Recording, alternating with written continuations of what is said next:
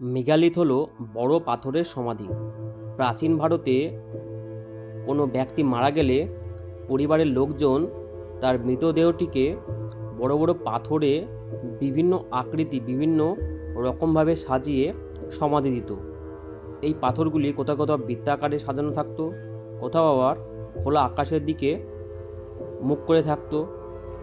এইসব জায়গায় কালো বা লাল মাটির বাসন, পাথর, পোড়ামাটির জিনিসপত্র পাওয়া গেছে।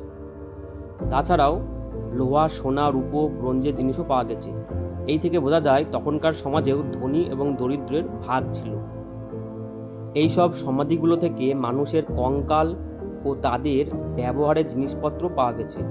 কাশ্মীরের বুরজাহোম, রাজস্থানের ভরতপুর বিখ্যাত কয়েকটি মেগালিথ কেন্দ্র, যেখান থেকে এই জিনিসপত্রগুলি পাওয়া গেছে।